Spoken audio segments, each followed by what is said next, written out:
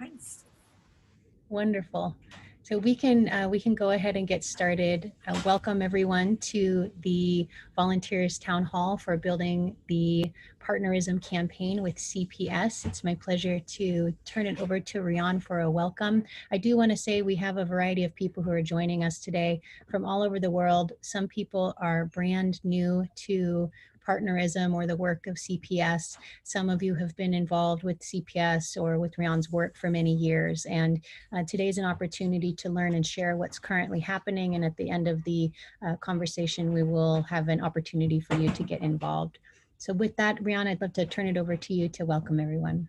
Well, all I want to say is welcome. I am delighted that we are having this session. I want to thank Rosie and Lila and the rest of the team for making this possible. And onward, and I turn it over back to our wonderful Rosie. Okay, great. Rian, first of all, thank you for all the work that you've been doing with CPS for the last 35 plus years, and the work that you've done on the Equal Rights Amendment dating back to almost 60 years ago. You are a leading advocate for women and equality in the world, and your work has touched the lives of so many people. And so on behalf of all of those of us who volunteer and work with you and everyone on this call, thank you for all that you've done. Well, thank you again. What keeps me going to a very large extent is working with wonderful people such as all of you. Likewise. Lisa writes in, I'm in love with Rian already. I second that.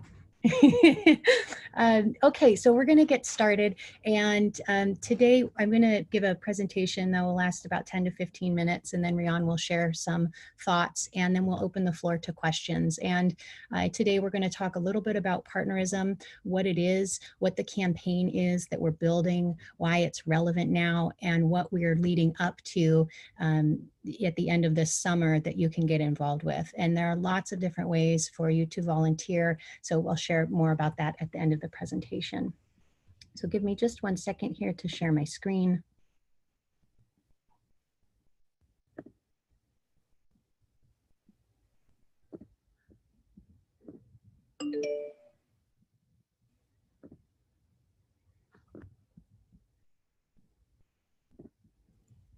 Hang on, we're going through the joys of technology. Here we go.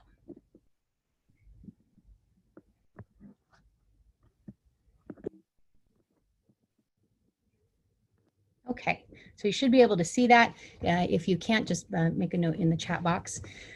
So today we're talking about making partnerism mainstream. And the first thing that we want to discuss is what the heck is partnerism? You've probably never heard of this word before if you're brand new to Rian's work. And you may only know this word if you read her book, The Real Wealth of Nations. So what the heck is partnerism? Well, it starts with Rian's work. In 1987, she published The Chalice and the Blade and introduced this concept of the domination partnership social scale. And on one side of it, we have domination, and domination systems are really focused on including certain groups and excluding other groups. It's based on categories. Those categories can be gender, it can be man over woman, man over nature, man over man, it can be race over race. And what we have in that categorization and creating a supremacy, a hierarchy of supremacy, is that we end up with domination in this pyramid. And that domination is maintained by force and fear and violence. And the result of this hierarchy of domination, where we have categories that are considered supreme to others, is we end up with inequality. And the domination systems are characterized by violence and abuse throughout the systems, ranging from, on the small scale, within the family, such as child abuse and domestic violence, all the way to our political systems and economic systems. So let's dive a little bit deeper into domination systems. So some of the in-groups and out-groups I mentioned, the key ones are man over man, man over woman, and man over nature. As I mentioned, those rankings are maintained by force and fear and violence. One of the results of this is that the economic systems that are oriented towards domination create an uncaring economics, where the economy ignores the damages that it causes to humanity and to the planet for the gain of some. Part of the issue with domination systems is that they only account for part of our economic sectors. And in just a few minutes, I'll explain more about those. An issue with domination systems is that it's winners takes all, which is really counter to the psychology of human beings. Most of us have more fun and enjoy life more when we get to share things. And there are numerous studies that show this, that we're happiest when we get to share with each other. And the last thing I'll say about domination systems is that we're currently in a period of regression. These regression periods happen, they follow times when we have periods of progression towards partnership systems. So those periods have been the period of abolition, the period of working for women's suffrage, the period of working for civil rights and winning those rights. And we see in our policies that come after that, that we regress back towards domination. There's a constriction. And why is that? It's because we haven't addressed the underlying issues of being oriented towards domination system. So on the other side of the scale, we have partnership systems. Partnership systems focus on, rather than a hierarchy, we focus on a linking of different kinds of groups, and we see equality in those different kinds of groups. We see equality between men and women and everyone in between. We see equality in races. And what this creates is greater liberty, greater freedom of expression. We see human flourishing. And in our economic systems, we see that care is valued. So to recap that, in partnership systems, rather than a hierarchy of domination, we do have hierarchies, but they're hierarchies of actualization, where care is the foundation of seeing that people come up together. We see equality in gender and race. We see equality in people's choices around religion. When systems are oriented towards partnership, we see that we have caring government policies, and we're able to create an economy that is caring. We account for all of the sectors of the economy. Again, I'll share more about this in a few moments. Partnership systems does focus on free markets. So this is not about taking away a free market system. However, we focus on taking care of the whole rather than ignoring the costs that happen to human life and to our planet. And then lastly, one major characteristic about partnerism is at that fundamental root, the reason that we go back to those regressive dominator systems is because from childhood, it's been ingrained in us that we are to have these hierarchies, that one gender is superior to others, that one race is superior to others, and that children are to fall in line. So in partnership systems, we focus on developing human capacity for caring for each other, for nurturing each other, and we do that all the way from infancy. So this is the full scale as Rion created it. So partnerism defined in 5 steps is, first, partnerism is a social and an economic system that supports linking rather than ranking. And it has hierarchies of actualization rather than hierarchies of domination. And it invests in human capacity development from the time that we're born all the way through our life. Partnerism is also the opposite of a domination system, where hierarchies of domination are maintained through fear and force in all areas, ranging from on the small scale families all the way to our politics, our economics, and our education systems. Partnerism is the perspective required to develop our human capacity for caring.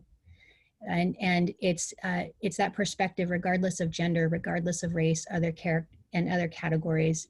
And it's the perspective required to care for nature.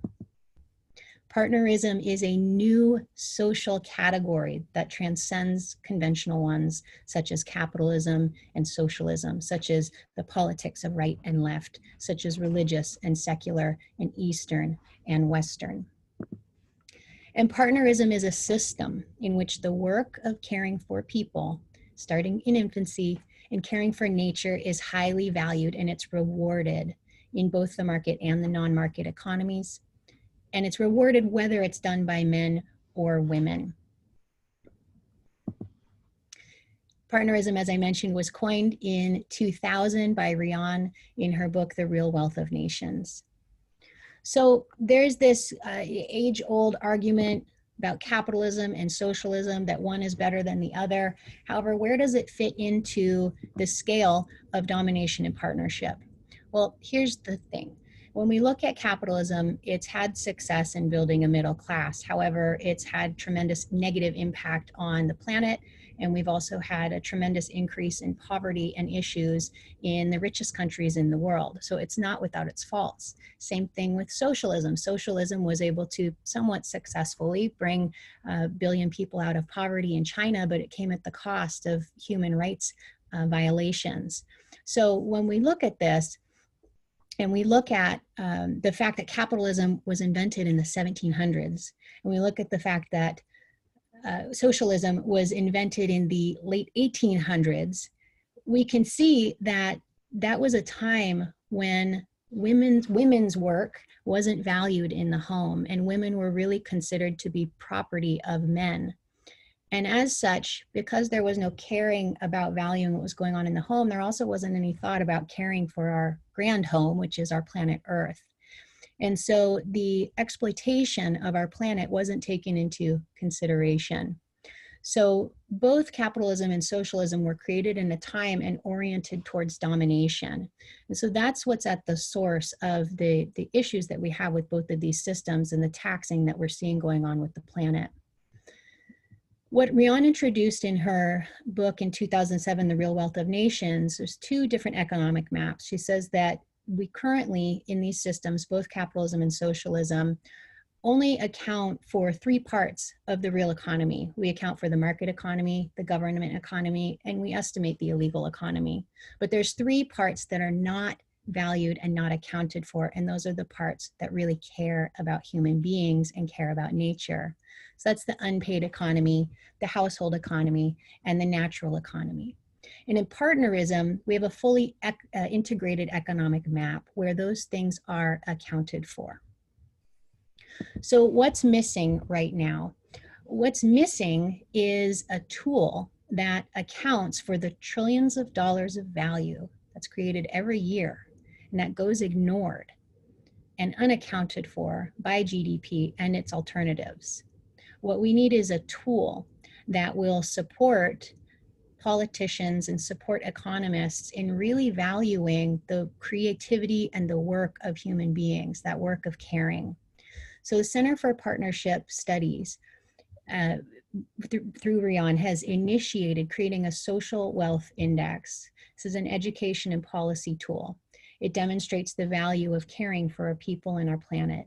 It demonstrates the value of investing in developing our human capacity, starting from when we're children. It addresses the issues of the fact that both capitalism and socialism are way outdated. It's important to say that the Social Wealth Index is not intended to replace GDP or its alternatives. It measures what they do not. And it's really important to note that the GDP will go up even when there are things that take life or harm life. Cleaning up an oil spill, for example, counts as something positive in GDP. Selling guns counts as something positive in GDP. Selling weapons of war counts as something positive in GDP. So the real focus of all of Rian's work, if I were to sum it up really simply, is that this is about focusing on how do we develop people to be caring human beings. And one of the things that we need to do is we have to measure and value the fact that creating an empathetic, caring human being starts from the time that they're a child. And we currently don't value that, and we don't measure that. So a simple way to think about partnerism is that it includes everyone. And our goal, the purpose for this call today, is that we are out to make partnerism mainstream. And so now I'd like to take a couple moments to share with you about the Make Partnerism Mainstream campaign. In this campaign, we're kicking it off this year. Our goals, I'm going to share with you now our goals for the rest of the year. So first thing is we want to engage 100 members of the TED community. Secondly, we want to engage 50 intersectional leaders. And what is it that we want these 150 people to do? First thing is we want them to mention on their social media about Rian Eisler and about partnerism. Second thing we want them to do is write about partnerism and write about Rian. And the third thing we want them to do is interview Rian about partnerism. We want to get lots and lots of people talking about what the heck is this thing called partnerism. And I'd like to point out the fact that when capitalism, that word was invented, and when socialism was invented, those were new words. They were new isms. There was no precedent for them. They didn't exist before. And so that's what we're out to do now, is create an entirely new category. And this is where we need your help, because we need lots and lots of people talking about it. Our third goal for this year is to publish 3 articles in 3 major mainstream publications. So those could include Forbes, New York Times, The Atlantic, Guardian, The Economist. There are numerous publications that we could publish in. And we're looking for journalists to write a story about partnerism and about Rian. There's a variety of podcasts that we're interested in. We're looking for major cable shows that we'd like to have Rian on. What I'll ask you is to think through what kind of shows or people that you know that Rian could be interviewed by. So let's discuss the required tools for building a movement and making partnerism mainstream. The first is a partnerism website. So this is a website that's under development. We're going to be launching it in August. It'll be a home for all things specifically related to partnerism. This is a project that's sponsored by CPS. We need partnerism advertising content. So that's animated videos, memes, social media marketing materials, digital promotional materials. We need audio content. So creating content bites from the different speeches that Rian has given over the last few years. And then most importantly, we need people talking about the work and sharing the content. So the goal today is to share with you that we are launching an event on August 20th, 2020. It is the Participation Summit. The goal is to make partnerism mainstream. And before I open up the floor here, I'm going to post a link into the chat box. And if this sounds interesting to you, if you'd like to get involved, if you are a graphic designer, or if you know some podcasters who would be an interesting fit to interview Rian, if you know journalists who publish in mainstream newspapers, if you want to help with the administrative side of making this event happen on August 20th, those are all areas where we need help. So that's happening August 20th. And I'm going to post in the chat box now a link to a form, and you can sign up there while we're talking for this next portion of the conversation. So I'd like to open up the floor now to questions. I'm happy to review anything it just went over. Oh, excuse me. We're going to go to Rian first. Rian will share some thoughts, and then we'll open up the floor.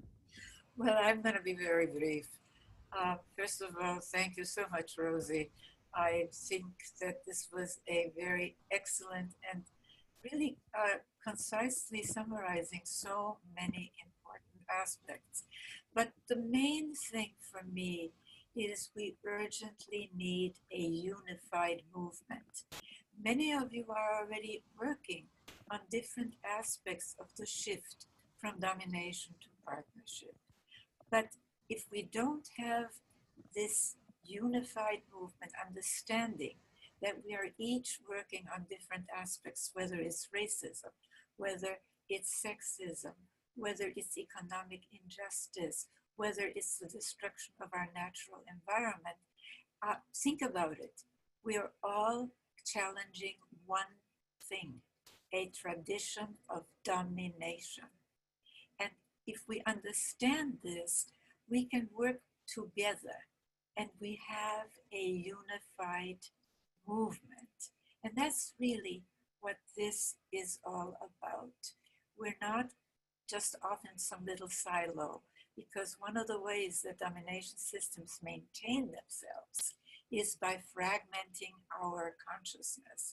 So right, left, religious, secular, Eastern, Western, Northern, Southern, we forget two salient things. One, that if you think about it, there have been repressive, oppressive, violent regimes in every one of those categories. So none of them really answer the question of what do we need to build. It's not just deconstructing, it's reconstructing.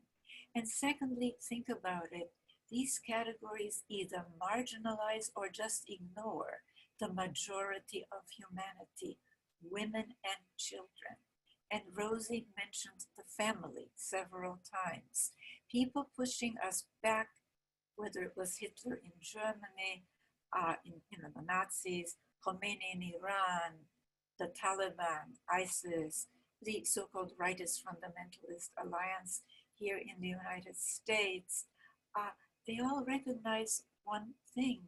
They make it a top priority to either maintain or return us to what they'd like to call a traditional family, but actually isn't.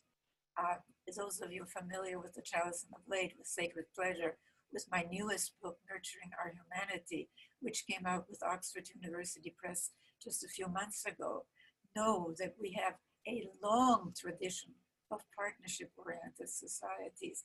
They recognize that this male-dominated, authoritarian, highly punitive family is foundational to the domination system. And so we as progressives have to stop marginalizing these, what we have been taught in our universities to marginalize, really, as just a women's issue, just a children's issue. So I'm asking you to leave your comfort zones and to really, Einstein said it, and this is really where we are. We cannot solve problems with the same consciousness, the same thinking that created them. So you who are already working on different aspects of the shift from domination to partnership are the people who can bring this new consciousness and help us go to the roots of what we have to address and start taking into account childhood, gender, a new economics, yes, a caring economics of partnerism, and changing our stories and our language, because linguistic psychologists have long told us that the categories provided by a culture's language channel our thinking, so that it's almost impossible or very, very difficult to really see another possibility.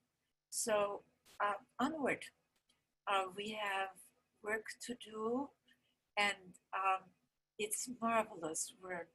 And one of the really exciting things about this work is that we are a community, we are a movement. And I thank you all, and I thank Rosie for really presenting so much so quickly. That was quite a feat. And I'm going to turn it back to Rosie. We made it through on that in like blazing time. So Rion, let's see, I think Gina had a question here. So friends, please write in the chat box questions that you have regarding this topic. Before we go to Gina's question, I do want to say, so the summit on August 20th is going to be like a normal Zoom meeting where you'll get to see everybody, and we're going to have breakout rooms. And it's 2 hours from 3 to 5 p.m. Eastern on Thursday, August 20th. If you click in the Google form that I've posted a few times, it has all the information there in the form. The breakout rooms, you can bring, you can invite your friends who have never heard of Rion. We're going to have a Partnerism 101 room, and there will be an information session about that, a really nice conversation. So if they've never heard about it, or if you want to brush up on your skills, you can join in that breakout room. We're going to have other breakout rooms focused on achieving these goals of getting 3 articles published in the mainstream, reaching 100 TED community members, reaching 50 intersectional leaders. And those rooms will be led by different people who are currently on this call, who have been supporting building this campaign. So I've posted the link a few times. Here it is one more time if you'd like to support and get involved. There are tons of ways that you can help. As I mentioned, graphic designers, video makers, if you want to support administratively. If you say, I don't have any time, but I happen to know a couple journalists I'd be happy to introduce you to, that helps. That counts as volunteering. If you would like to support with listing different podcasts that you think Rian should go on, go to that form, click on that link, fill that out. There's a space where you can put all of those ideas and information. We really want to be in this conversation with you, and it's going to take more than a village to make this, to make partnerism mainstream. So thank you very much. So I think it was Gina, Rian, who had a question. She said, is it possible to have a partnership system is it possible to have a free market system and a partnership system? Are you able to have both of those things exist at the same time? Okay, well, it depends on how you define free market. People like to define free in the so-called neoliberal. I mean, they're very good with language, the people pushing us back, by the way, because they call trickle-down economics neoliberalism when actually it's neo-feudalism. It is really saying to people, hey, content yourself with the scraps falling from the opulent tables of those on top, right? But if we are to have a real free market, everybody has to play by some rules, some basic rules. And the people who like to bandy this term around, really they use it actually to describe something where those who have the resources, who have the power, can do whatever they want. That is not humane, that is not environmentally sustainable, that is not in sync with partnerism. So if we, and of course we don't have a free market. Look at these major, really fiefdoms of the enormous corporations of what President Eisenhower, General Eisenhower called the military industrial complex. So yes, this was a long-winded way of saying absolutely. But this free market coexists with also community policies, government policies that are caring, that place caring for people starting in early childhood and caring for our Mother Earth as the guiding principles rather than what we have today. So I hope that answers your question. Thank you, Rian. So I just had a technological breakthrough. I figured out how to unmute people. So as you're posting questions, I'll choose some of you and take you off of mute. Raman is a friend of mine, and he is posting some interesting thoughts here. So I'm going to take him off of mute. Hopefully it's not putting him on the spot. Hang on. Raman? Okay, Raman, are you there? Sorry, yeah, I had to click on the unmute box. So Raman, where are you calling in from today? I'm in San Francisco on Potrero Hill. It's a beautiful sunny day out here in California. And Rian, Raman's a good friend of mine. He organizes the Good People Dinners. He's all about building community with good people and having real conversations that are substantive. He's also one of the most, he's one of the most well-read men that I know. So I'm really happy to have him here. Thank you for inviting me. Did you want me to offer a question for Rian, or? Yes, because I wasn't quite following in the chat box what your thought was there. So what's the question? You know, I suppose the question I keep coming back to in many seemingly values-aligned groups or groups with, I think, confluent agendas, even if the framing and language is slightly different, is this question of repair or replace. In other words, in the best possible scenario for the framework, and this partnerism framework is new to me, is this a process of getting legislation passed and in some ways curbing market excesses as they exist now? I mean, for me, capitalism, it's in the name. It places the growth of capital as the prime source, primary priority and primary source of effort. Capital growth, whether it is helpful or harmful to people or planet, Is there a way to repair that, in Rion's opinion, through legislation and other things, through changing the rules of the economy? Or would it be more fruitful to simply try to create new parallel economic systems that would make participation in capitalism either obsolete or undesirable? Well, I think that's a very important question. And my answer is both.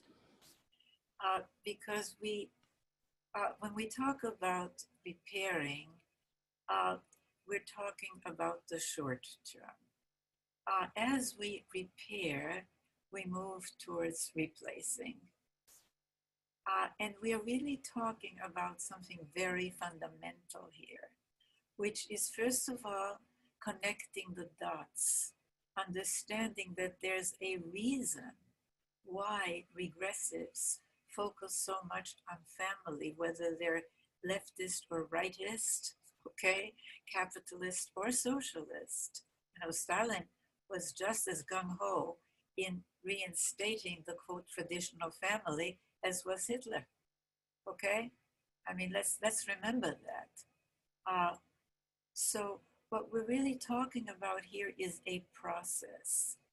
But the replacing part requires one thing that has been missing. What do we want to replace it with? And as much as I think cooperatives are wonderful, in our inextricably interconnected world, they're not the only answer. For one thing, they fail to take into account something I write about in The Real Wealth of Nations, which is intra-household economic resource distribution. Now that may be a completely new concept to you, but consider that studies show that in cultures that orient very much to the domination side, in which, yes, male dominance, you know, the ranking of one form of humanity over the other form, and with it ranking anything associated with real masculinity, quote unquote, like violence, like domination, over anything associated with the soft, the feminine, like caring, caregiving, that in those cultures, resources are not being used in the household to really help human development. And so women in these households are poor and powerless. Children do not really get their needs met. I am asking you to think of the whole system, just as regressives know it in their gut. So to answer your question, we have to have also, we wouldn't think of building a house, would we, without building the foundations. And we have to change from domination to partnership in 4 cornerstones. Childhood, because we know from neuroscience that what children experience and observe early on develops their brains very differently, and hence what they think is normal, natural, possible, impossible. Gender, yes, we've had a hidden system of gendered values. I just mentioned it, where anything associated with the soft or feminine is secondary, if at all considered important, whereas it's much more economically effective, a new economics and new stories and new language. Once we focus on building those 4 cornerstones, we will stop having these regressions. And then we can not only repair, but replace. And I hope that answers your question. Thank you. Thank you, Raman. Let's see. So Jai Sugrim, a friend of mine and Nyla's, says, we are intensely divided as a nation in America. Do you think some destruction is needed to pave the way for something new like partnerism? Right now, most people are not interested in the opposite of their own opinion. Well, the destruction is happening. I think we have the COVID-19 pandemic, which has really exposed the structural faults of our economic system. What has it really shown? It has shown that the work of caring for people, like healthcare, uh, caring for children, uh, caring for providing us with basics like food, that is the essential work. Caring for nature, of course, uh, is a subtext here, because I think there's a strong argument to be made that the COVID-19 pandemic wouldn't have happened if it weren't for our absolutely failing to take into account the need to care for our natural life support systems. And by the way, if you look at both capitalist and socialist and anarchist theory, none of them take caring for our natural environment into account. For both Smith and Marx, nature was there to be exploited, period. So all of this really is part of the old thinking. And what we're talking about here is that it starts with a new way of thinking. And I'm going to try to make my answers shorter here so we can hear from more of you. So I will stop. Thank you, Rian.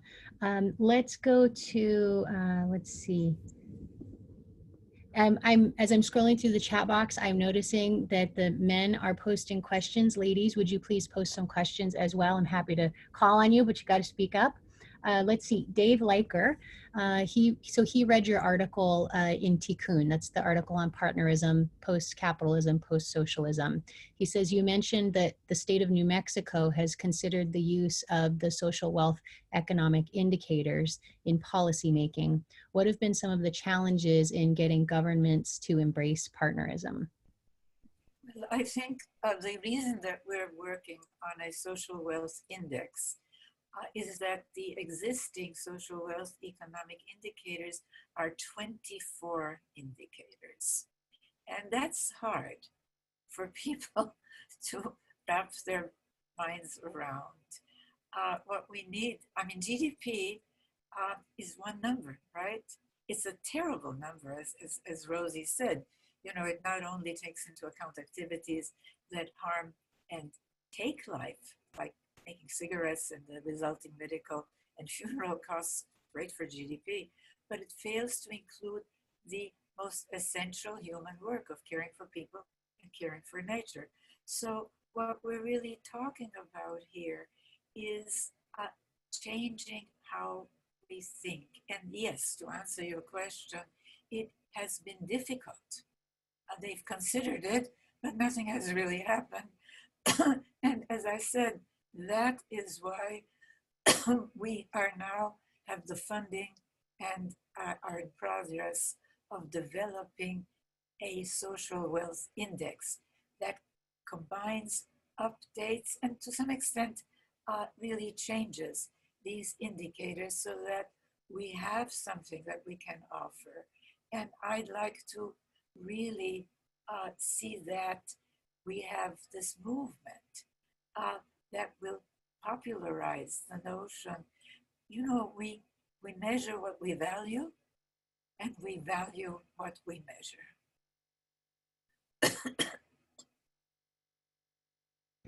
Let's see. Our next question is from Nathan.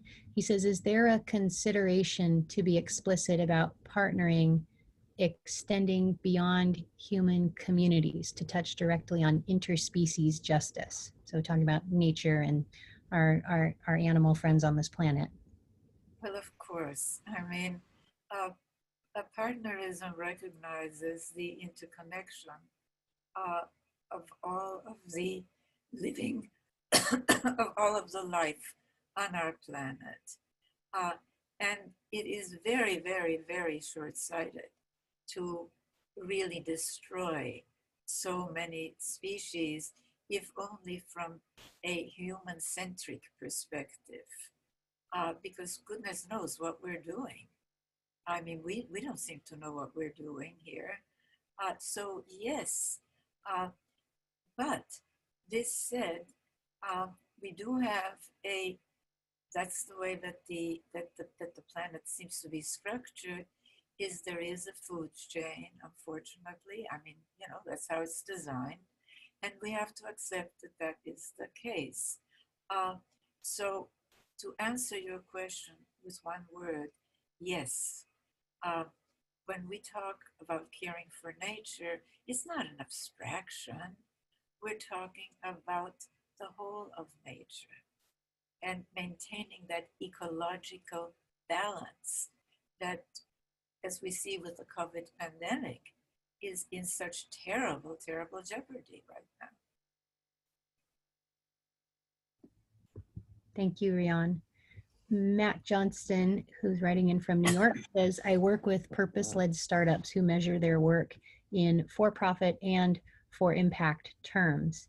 I recognize the social wealth index enables a macroeconomic view of care, but I'm wondering if you have any thoughts about whether it makes sense for founding teams of companies to consider measuring their work in the context of partnerism. Does it make sense for individual businesses to begin measuring and representing their work in caring terms? Or does the work of making partnerism mainstream need to come first in a different way? My goodness, I love this. Yes is the answer, a big, big capital yes. We need to have the entrepreneurship be guided by caring values, caring for people starting in way in early childhood and even beyond, uh, and caring for nature. And I would love to have you perhaps organize a group of young entrepreneurs and maybe old entrepreneurs, because I'm not young, but you know, people who understand that, hey, this is what's been missing. Uh, this is what's needed, and that we really have all internalized this hidden system of gendered values, that the values, caring, the soft, the feminine, so that somehow there's always money. The whole reward system has to change, but this is a process. We have to reward the work of caring for people and caring for nature. And I would love to see you organize a group of entrepreneurs to really develop a charter for corporations based on caring principles. I love that. Thank you. I'm counting on you to make that happen. That's great. Matt, what do you say to that? Write it in the chat box. Let's see. David would like to know, he says, how do we know, so in terms of the campaign, how do we know that we've arrived in making Rian and partnerism a household name? Is it the number of mentions, people who are registered or polled? Is it the leaders that mention and write and create are posted to the website, other collaboration tools? So I'll chime in here. So we're building this campaign from scratch, and we're building it on the 35 years of work that Rian has done and the community that is here today that has coalesced over the last couple of decades in supporting partnership systems and partnership studies. And last year in the summertime, Galia Benartzi, who I believe is on the call, she organized the Bretton Woods 75th anniversary, where Rian was the keynote speaker for the grand dinner there. And out of that came a working group of very enthusiastic, passionate people. And those are some of the people who are involved in building this campaign. And so the reason we're having this call today is to bring more people like us who are enthusiastic, skilled, connected, want to help, have some time or don't have some time, but have some connections that they can share. And in terms of how do we know that we've gotten to it being a household name, we'll know that because you'll be able to say partnerism and people will say, oh, I've heard of that word. Now, it took a really long time for capitalism to become an understood household name. It took a long time for socialism, but we have the benefit of technology and connectivity. I would say that most people are probably familiar or have heard the word regeneration, or regenerative, which over the last few years has been working to supplant sustainable, to be something that's more nurturing. Seeing that word take shape over the last, I would say it's been 5 years, and actually see that come out is a testament to the fact that we can spread ideas much more quickly now. So we would love by the end of next year to be able to say the term partnerism and have somebody at the very least say, I think I've heard of that word before. And more so, we want to have more people saying partnerism is a real idea and a real system solution that we can use. So David, to answer your question, what are the specific measurables? We're creating that. Right now, what we have for the next 6 months are reaching those 100 TED leaders, those 50 intersectional leaders, those 3 published articles at a minimum. We'd like that to be at a minimum. And then we'll set the goals for next year of what it looks like. And we would love to do that with you. So if you know marketing professionals who are strategists who would love to have a chat with us, our door is open. We would love to talk with them and work on this with them. Okay. Rosie, I'd love to answer Frances Solomon's question. Please, right ahead. Statement, because she says another way in which COVID-19 and partnerism are related can be seen in which countries have done the best in quelling the pandemic. Countries such as the Nordic countries that orient mainly to partnership, including in their leadership, and which countries have done the worst, countries such as the US, whose leaders orient extremely to the domination model. And yes, the relationship is clear.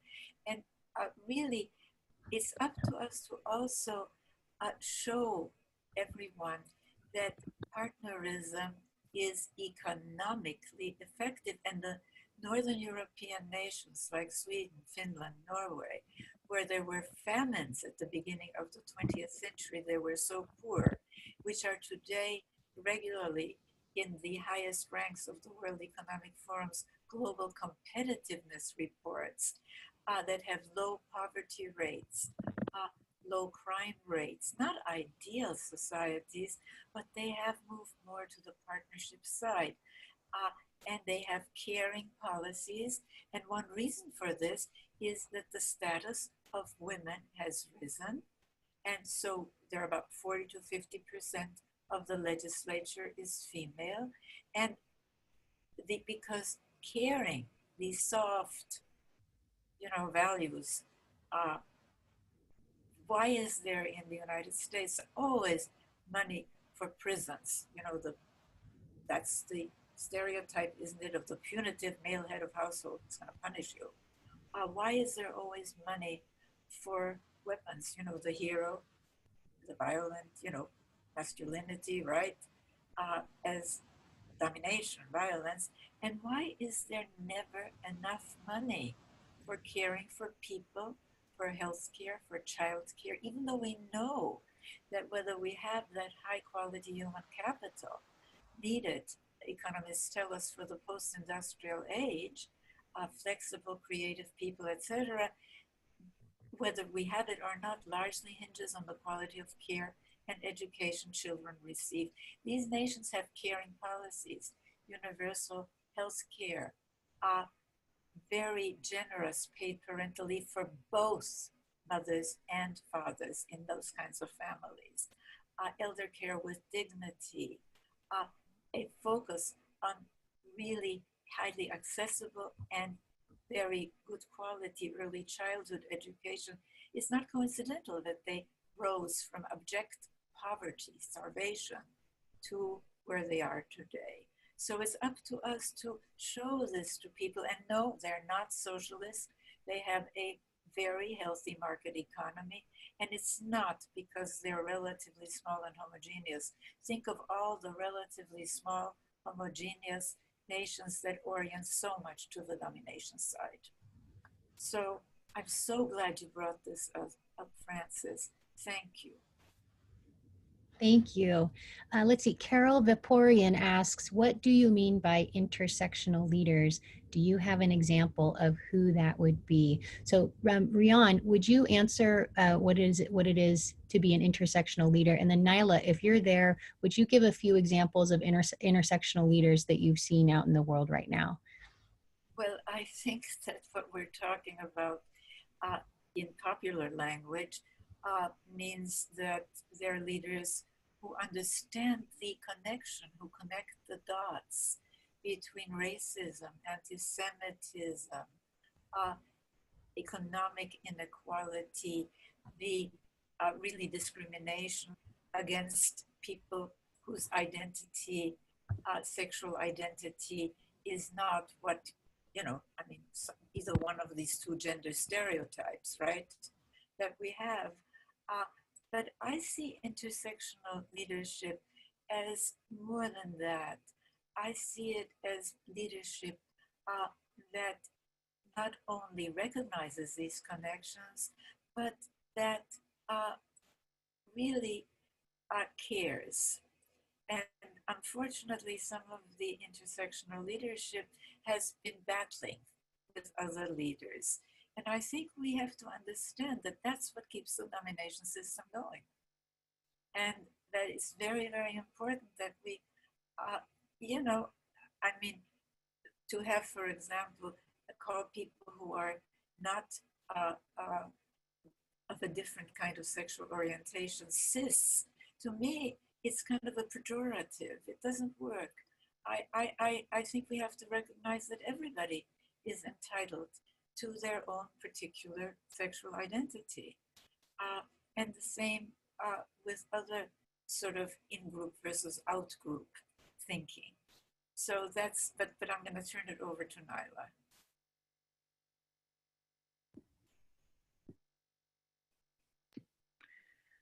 Some of the different groups that I see right now who are doing very similar work out there are people who are looking at some of the different elements that haven't been valued well, like philanthropy. So there's a whole group called Bully, led by, called the community-centric fundraising model.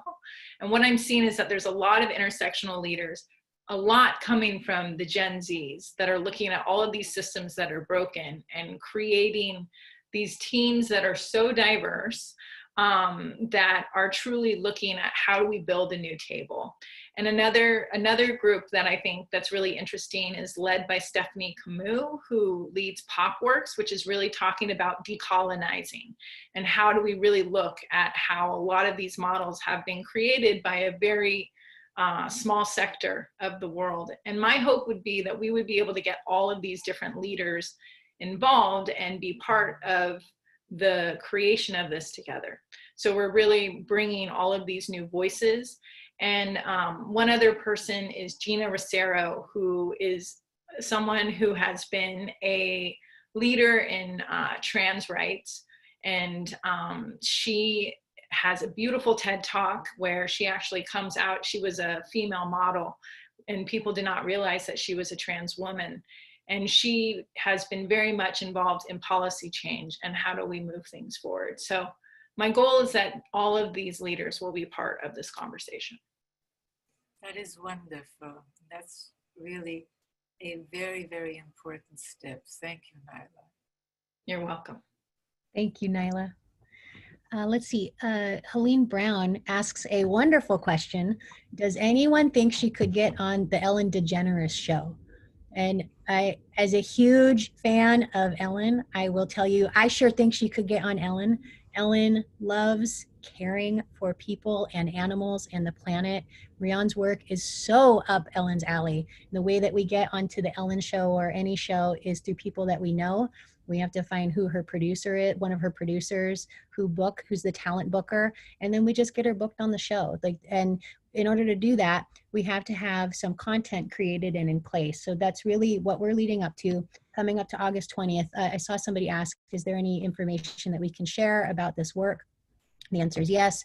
We have one article that's pretty informative that Rion wrote in 2018. It's the Tikkun article. We'll be sending it out. I also saw that Anne posted it in the chat box much earlier.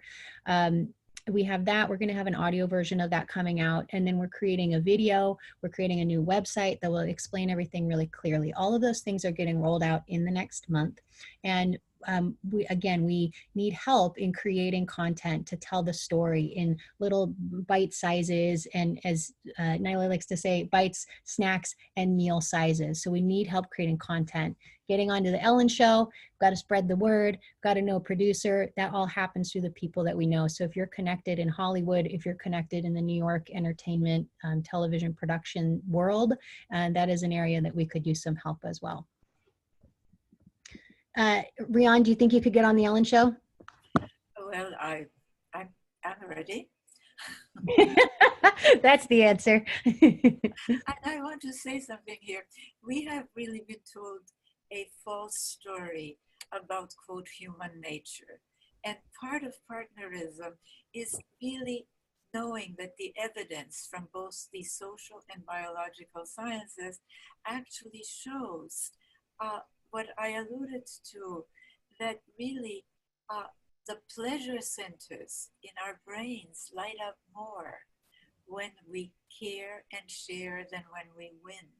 But we have to create the reward system and the value system, and the value system comes first, that will really support the expression of these human capacities of ours for consciousness rather than denial, like denial of climate change. Yeah, that's part of the domination system based on denial. That for caring, for creativity, that is a wonderful story, and I think that would be a story I would love to explore in the Ellen DeGeneres show, because people need to know what the evidence actually is about, quote, human nature. Yep. Max Morris says that Ellen gave out her text number not long ago. If we all text her, she's in. Joy, I agree. Max, we got to find that number. Okay, let's see. So I'm going to post the link again. Here it is to fill out the Google form to get involved. Please join us. What is available for you through this is being part of something that is meaningful, that creates more care in the world. The world looks like it does because humans have invented it to be this way, and we can unmake it this way. We can create systems that care. We can have a government that works. We can have a government that doesn't have infighting and party politics. We can have something where there's debate and disagreement, but it's done in the dome of caring. So please fill out that, the Google form there, get involved with us, whatever small way, big way, it all contributes and helps. I'm going to put Nancy on the spot here, and would love to have her voice chime in on this. Nancy is part of the campaign team making all of this go, and she is a one of the most brilliant women that I know, and she's been chatting away in the chat box, and I would love to hear your voice. What would you like to ask Rian, Nancy? What are your thoughts here? Hey there. Hi, Rian. It's so good to see you. Good to see you. Well, I don't see you, but good to hear you.